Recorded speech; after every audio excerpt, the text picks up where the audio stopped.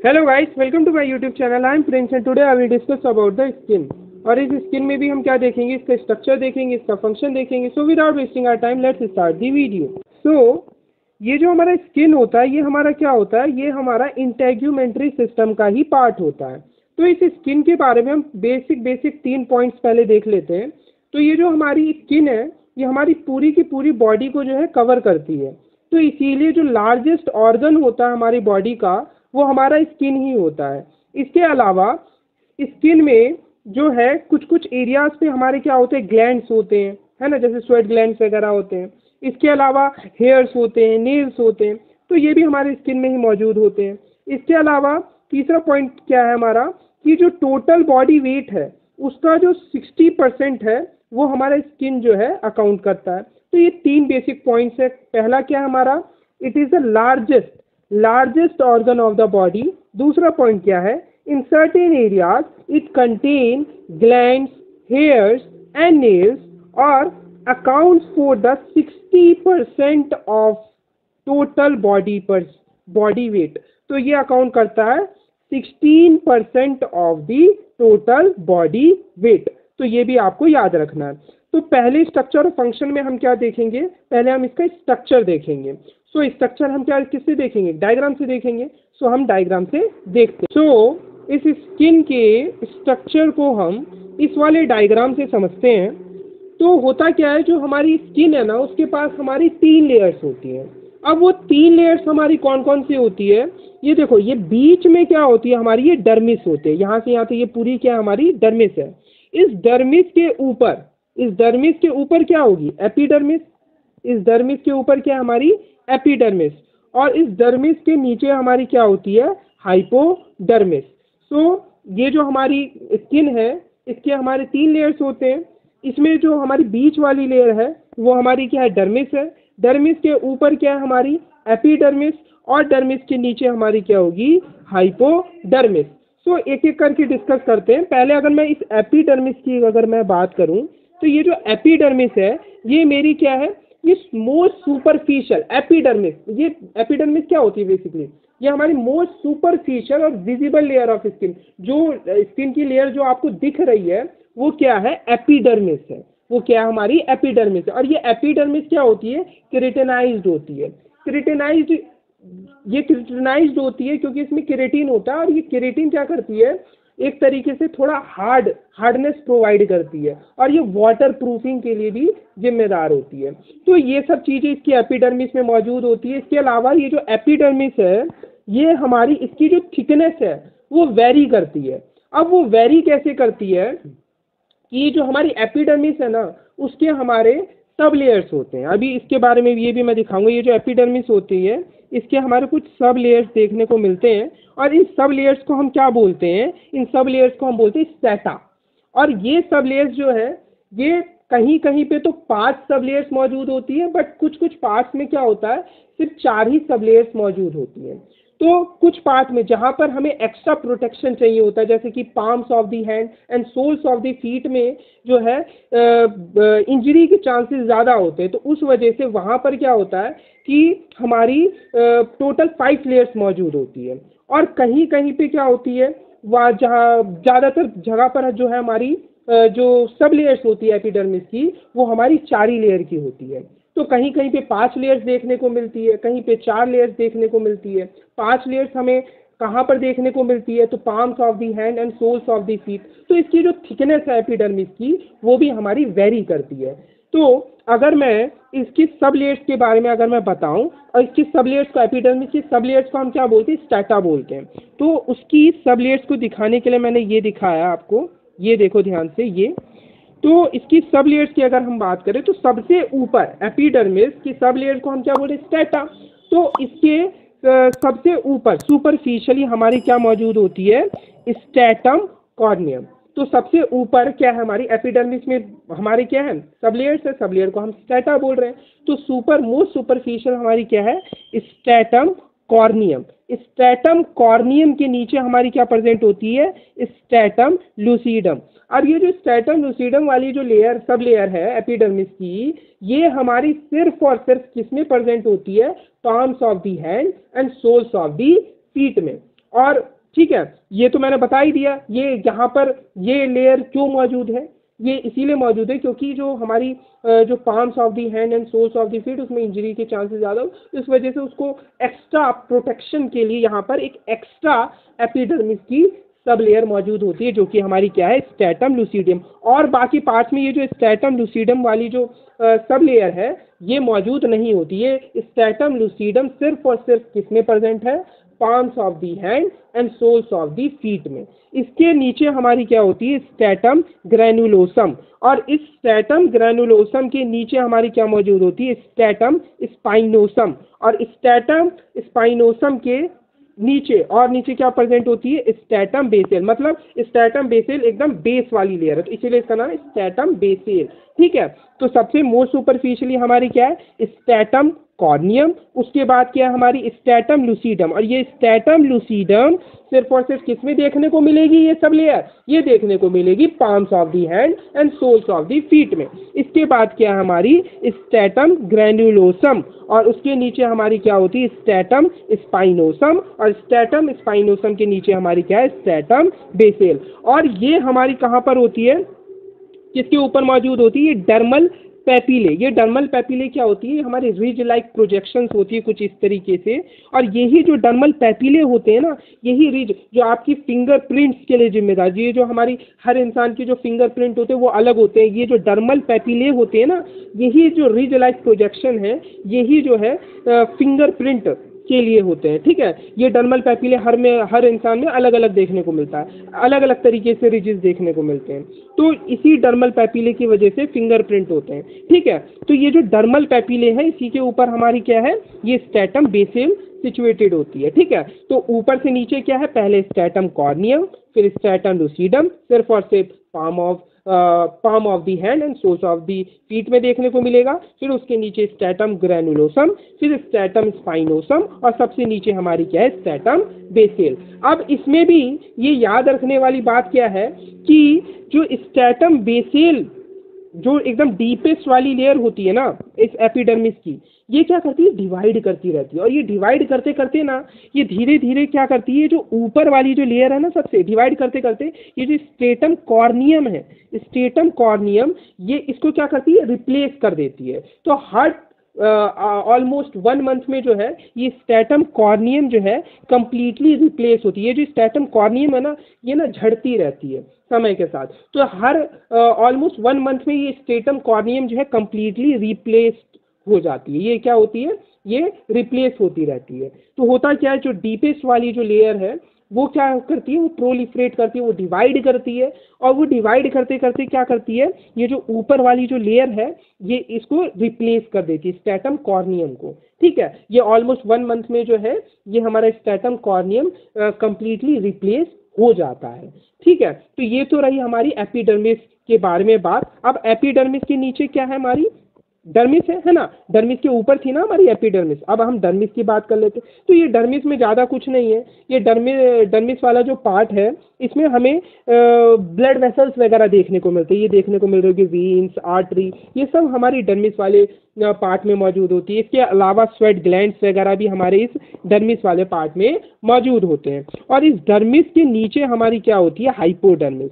क्या होती है, हाइपोडर्मिस। ये क्या हमारी हाइपोडर्मिस, और ये जो हाइपोडर्मिस है, ये जो हाइपोडर्मिस है ये क्या करती है, ये जो हमारी हाइपोडर्मिस होती है ये हमारी एक तरीके से ये हमारी कनेक्ट करती है स्किन को underlying fascia of the bones and the muscle. तो स्किन को जो है बोन से जो कनेक्ट करने का जो काम करती है वो हमारी ये हाइपोडर्मिस वाली लेयर करती है। तो ये जो हमने अभी डायग्राम में ये जो पूरा हमने समझा है, इसको एक बार हम क्या करते हैं, अच्छे से थ्योरेटिकली पढ़ लेते हैं। ठीक है, ताकि हमें और अच्छे से ये पूरा क्लियर हो जाए।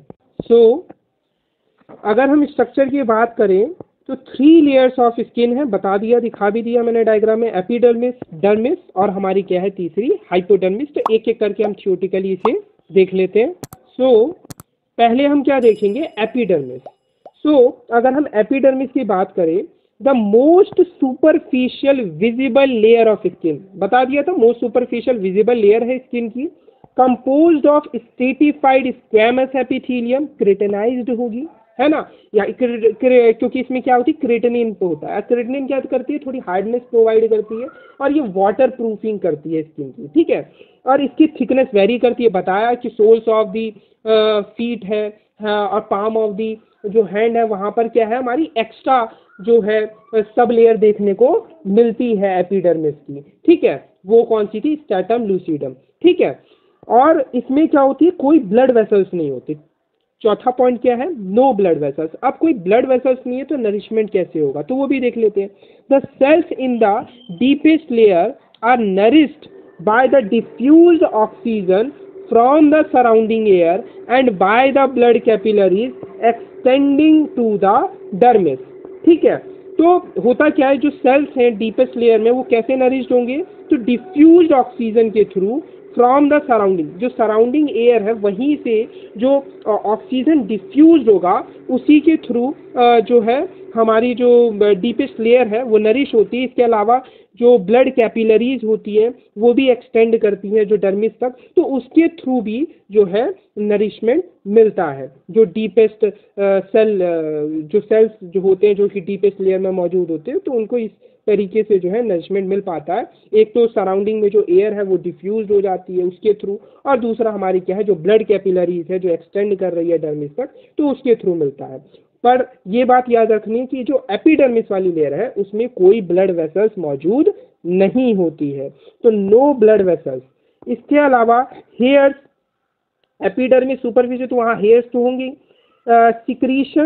Secretion from the sebaceous glands and ducts of the sweat gland pass through the epidermis to reach the surface। अब ये जो सीबेशियस ग्लैंड होता है ये क्या रिलीज करता है, सीबम रिलीज करता है। सीबम क्या होता है, ये ऑयली फ्लूइड होता है और ये क्या करता है, ये ड्राइनेस को प्रिवेंट, स्किन की जो ड्राइनेस है ना उसको प्रिवेंट करता है, एक तरीके से मॉइस्चर प्रोवाइड करता है स्किन को।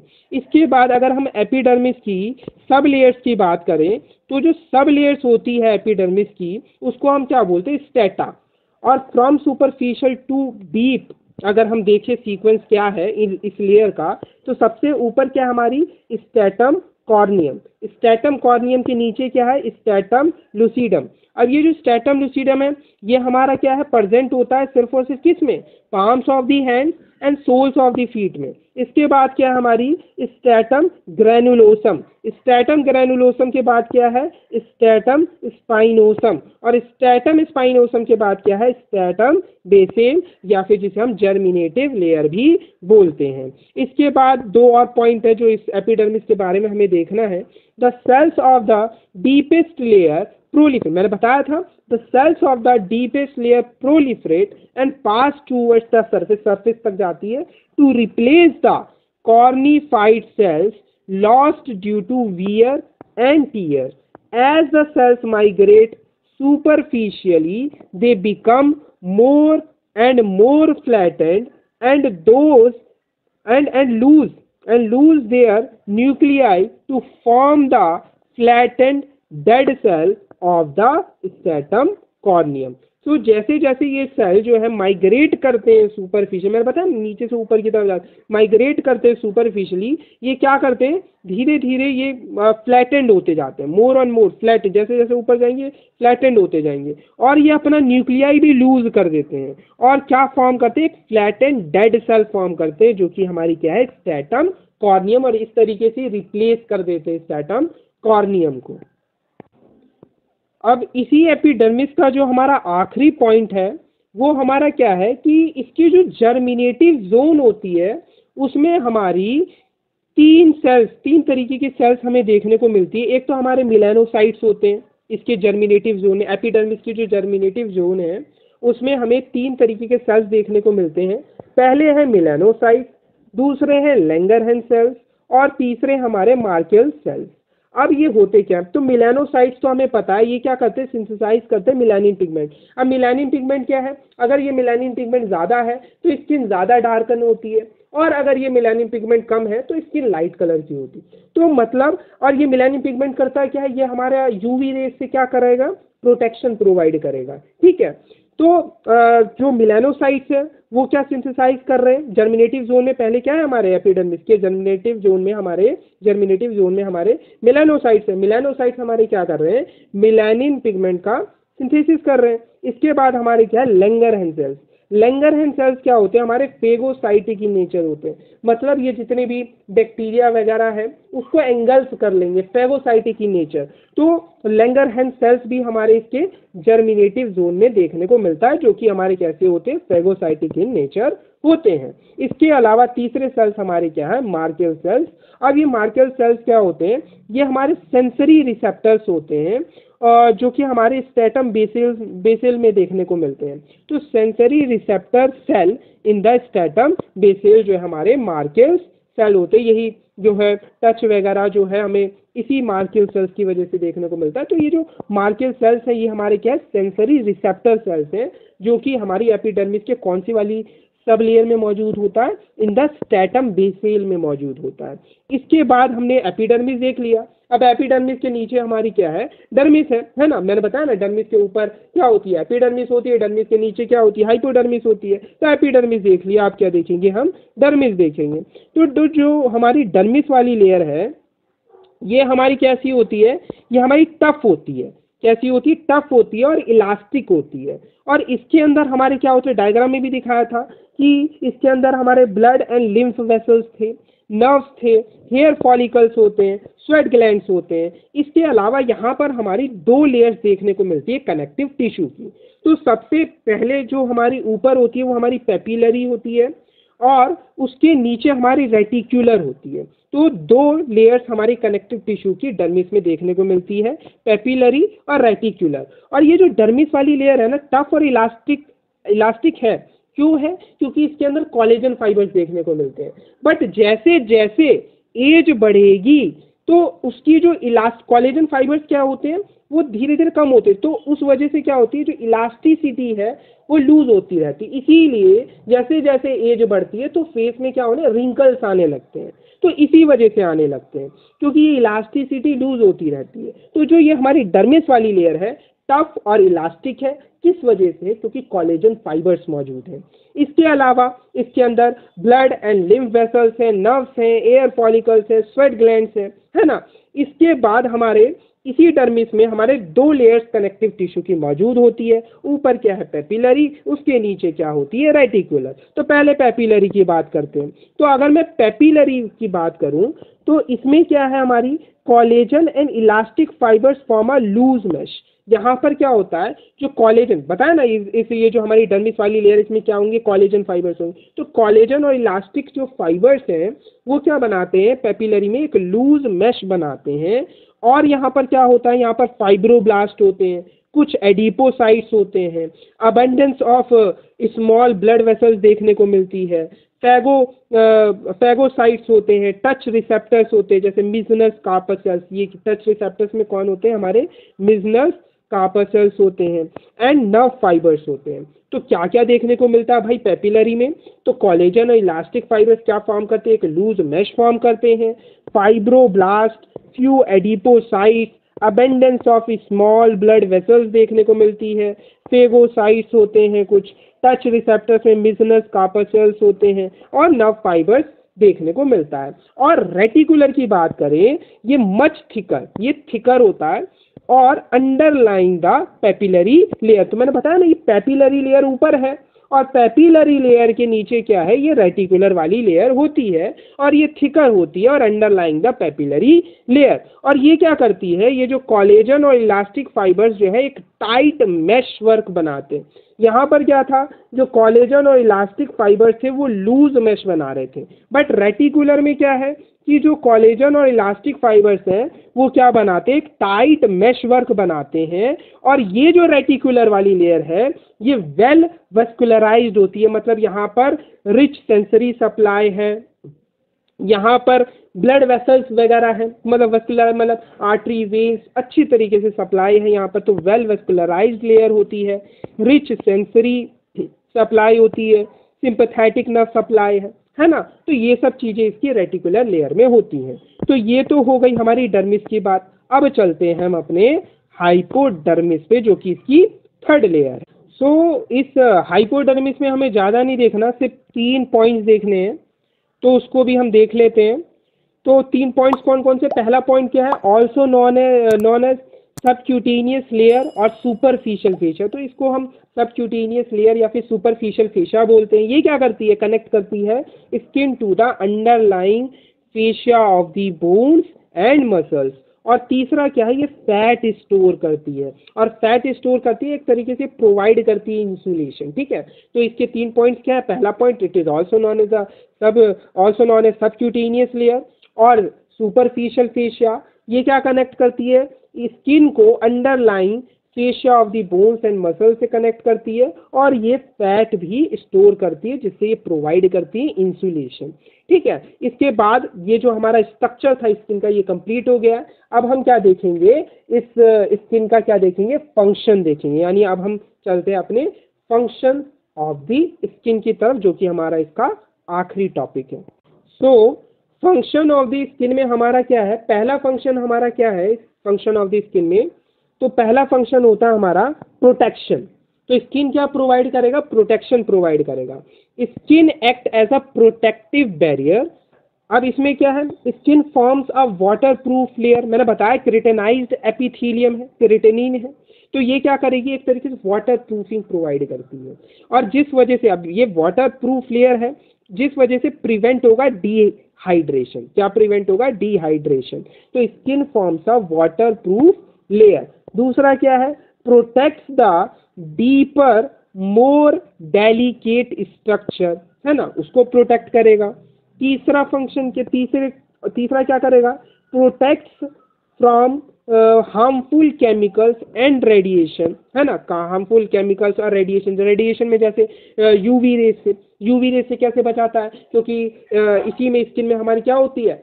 हमारी मेलानिन पिगमेंट होती है ना, वो हमें यूवी रेस से प्रोटेक्ट करती है। तो इस तरीके से जो है ये प्रोटेक्शन प्रोवाइड करती है। तो एक और बार देख लेते हैं। Skin act as a protective barrier, skin forms a water proof layer, keratinised epithelium prevent dehydration, protect the deeper more delicate structures, protect from the harmful chemicals and radiations। ठीक है, इसके बाद दूसरा फंक्शन इसका क्या है? पहला प्रोटेक्शन, दूसरा क्या है? डिफेंस। डिफेंस कैसे? बाय इन्वेशन ऑफ, ये प्रोटेक्शन का ही पार्ट आ जाता है। प्रोटेक्शन में ही ये डिफेंस भी एक तरीके से प्रोटेक्शन ही हुआ। तो डिफेंस में क्या है? जो माइक्रो ऑर्गेनिजम्स हैं उससे भी ये प्रोटेक्ट करता है। कैसे प्रोटेक्ट करता है? कि हमें पता है जो एपिडर्मिस है उसके पास क्या है? लैंगरहैंस सेल्स है। और लैंगरहैंस सेल्स कैसे होते हैं? ये हमारे फैगोसाइटिक in नेचर होते हैं। तो पहला जो फंक्शन है और मोस्ट इंपॉर्टेंट फंक्शन भी यही है कि जो स्किन है वो प्रोटेक्शन प्रोवाइड करेगी। तो वाटर प्रूफ लेयर है, डिहाइड्रेशन प्रिवेंट करेगी, डीपर मोर डेलिकेट स्ट्रक्चर को प्रोटेक्ट करेगी, हार्मफुल केमिकल्स और रेडिएशन से भी प्रोटेक्ट करेगी, और डिफेंस भी प्रोवाइड करेगी by invasion by the micro organism. तो माइक्रो ऑर्गेनिज्म से भी डिफेंस प्रोवाइड करती है। कैसे?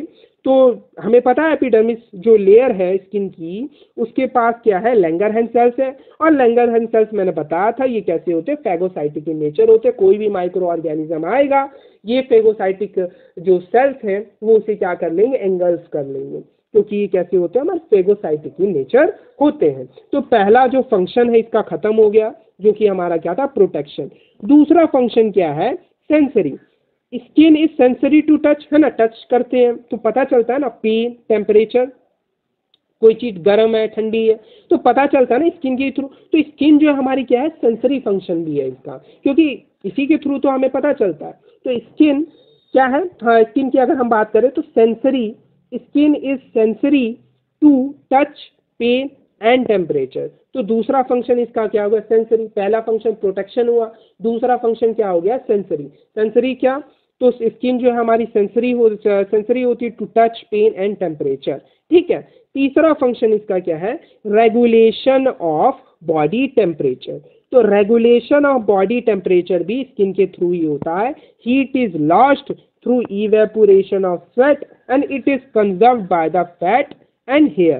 तो ये जो बॉडी का जो टेम्परेचर है वो भी रेगुलेट, इसका भी जो रेगुलेशन है वो भी हमारी स्किन के थ्रू होता है।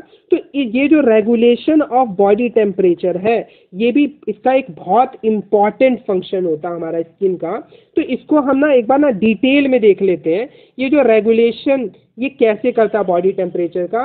और इसको हम क्या बोलते हैं, थर्मो रेगुलेशन। मतलब ये जो थर्मो रेगुलेशन जो हमारी स्किन कर रही है, बॉडी टेम्परेचर को जो रेगुलेट कर रही है, ये कैसे कर रही है, इसको एक बार हम थोड़ा डिटेल में देख लेते हैं।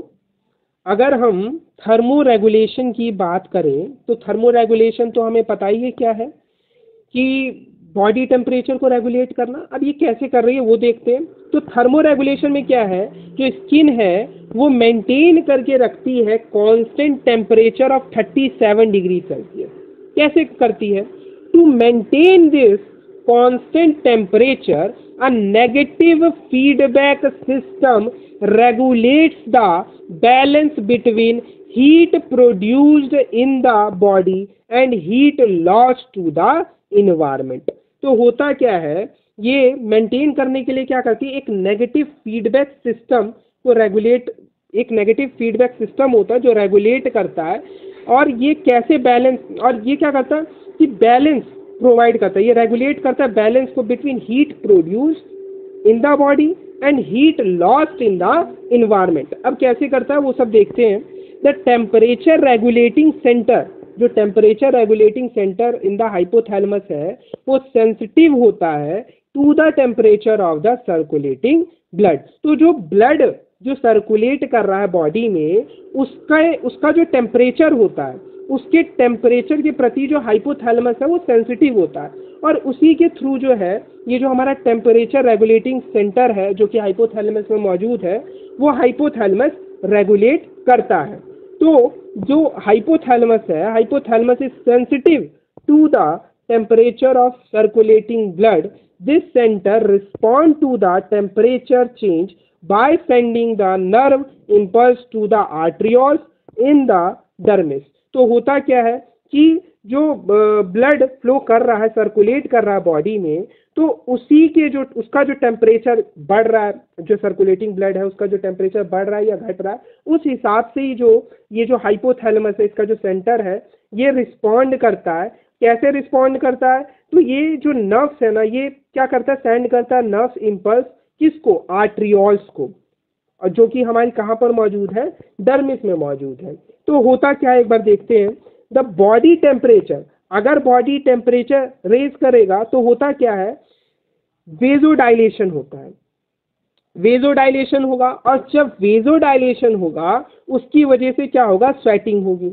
और स्वेटिंग होगी तो स्वेट निकलेगा तो क्या होगा, फिर इवेपोरेशन होगा। और इवेपोरेशन, जब उस स्वेट का इवेपोरेशन होगा तो जो बॉडी का सरफेस है वो कूल होगा, तो उस वजह से जो है टेम्परेचर फॉल कर जाएगा। अगर बॉडी का टेम्परेचर फॉल करा तो क्या होगा, अगर बॉडी का टेम्परेचर फॉल करेगा तो वेजो कंस्ट्रिक्शन होगा, ठीक है। और जब वेजो कंस्ट्रिक्शन होगा तो हीट जो है वो कंजर्व रहेगी और टेम्परेचर जो है रेज कर जाएगा। तो इस तरीके से जो हाइपोथैलेमस है वो टेम्परेचर को रेगुलेट कर रहा है। अगर बॉडी टेम्परेचर बढ़ रहा है तो क्या होगा, वेजो डायलेशन होगा, स्वेटिंग होगी, वो स्वेट इवेपोरेट करेगा, कूलिंग इफेक्ट आई, उस वजह से टेम्परेचर वापस से फॉल करके नॉर्मल 37 डिग्री सेल्सियस पहुंच जाएगा। अगर टेम्परेचर फॉल करेगा, 37 डिग्री से नीचे जाएगा तो क्या होगा, वेजो कंस्ट्रिक्शन होगा, हीट कंजर्व होगी, तो टेम्परेचर वापस से रेज करके 37 डिग्री सेल्सियस जो कि कांस्टेंट बॉडी टेम्परेचर वहां तक पहुंच जाएगा। तो इस तरीके से जो हमारा टेम्परेचर रेगुलेटिंग सेंटर हाइपोथैलेमस में होता है वो काम करता है। क्योंकि वो उसको कैसे पता चलता है, जो ब्लड सर्कुलेट कर रहा है बॉडी के अंदर उसके टेम्परेचर में उसका टेम्परेचर बढ़ रहा है या घट रहा है, उससे हाइपोथैलेमस को पता चलता है। अगर उसका टेम्परेचर कम हो रहा होता है सर्कुलेटिंग ब्लड का तो क्या करता है, वो अपने नर्व्स भेजता है आर्ट्रियोल्स को और उसको कंस्ट्रिक्ट कर देता है और फिर उस वजह से हीट कंजर्व हो जाती है और उससे फिर हमारा टेम्परेचर वापस से रेज कर जाता है। और जब जो सर्कुलेटिंग ब्लड है उसका टेम्परेचर रेज करता है तो जो हाइपोथैलेमस है अपने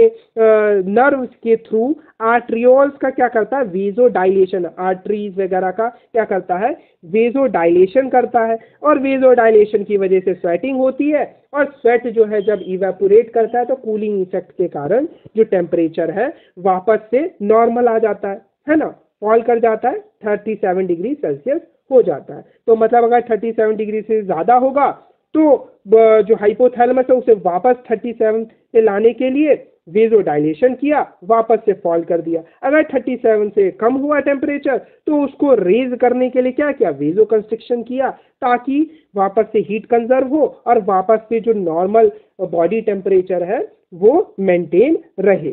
तो अब अगर मैं हीट लॉसेस की बात करूं तो बॉडी जो स्किन है वो हीट लॉस कैसे कैसे करती है। अगर मान लो बॉडी टेम्परेचर ज़्यादा हो रखा है तो हीट तो लॉस करनी पड़ेगी। अब वो हीट लॉस स्किन के थ्रू कैसे कैसे होती है, तो ये हमारे कुछ 4 तरीके हैं जिसके थ्रू जो है हीट जो है वो हमारी लॉस होती है। पहला है radiation, evaporation, conduction and convection. Radiation, radiation में क्या है, जो exposed part of the body है ना, वो क्या करते हैं, रेडिएट करते हैं हीट को अवे फ्रॉम द बॉडी। तो जो एक्सपोज्ड पार्ट है ना, जो एक्सपोज्ड पार्ट होते हैं बॉडी के वो हीट को रेडिएट करते हैं अवे फ्रॉम द बॉडी, इसको हम क्या बोलते हैं, रेडिएशन। दूसरा क्या है, इवेपोरेशन। इवेपोरेशन में क्या होता है, जो बॉडी हीट है वो कन्वर्ट करती है water in sweat to the water vapour, ठीक है। तो जो वाटर, जो स्वेट के अंदर जो वाटर है उसको वाटर वेपर में कन्वर्ट कर देती है तो कूलिंग इफेक्ट आता है, तो उससे भी हीट लॉस होती है, तो इसको बोलते हैं इवेपोरेशन। तीसरा क्या है, कंडक्शन। कंडक्शन में क्या होता है, जैसे कि आप एक आइस को कहीं पे भी किसी लगाओगे है ना, स्किन पे लगाओगे तो क्या होगा, अगर बॉडी सरफेस किसी ठंडे सरफेस के कांटेक्ट में आएगी तो वो जो बॉडी सरफेस है अपना हीट लॉस करेगी, है ना। तो अगर मान लो कि आप आइस को अगर स्किन पे लगाओगे तो स्किन क्या, जो आइस है वो क्या है, उसका ठंडा सरफेस है और तो उस वजह से क्या होगा, स्किन से जो हीट है वो उस आइस में जाएगी, है ना। तो इसको हम क्या बोलते हैं, कंडक्शन बोलते हैं। तो कंडक्शन में क्या होता है, loss of heat from the body surface to cooler surface in direct contact. तो उस ठंडे सरफेस के कांटेक्ट में आने की वजह से भी स्किन जो है हीट को लॉस करती है और इसको हम क्या बोलते हैं, कंडक्शन। चौथा क्या होता है, कन्वेक्शन। कन्वेक्शन में क्या है कि जो हीट है वो हमारी flow of heat from the body surface to the cooler air.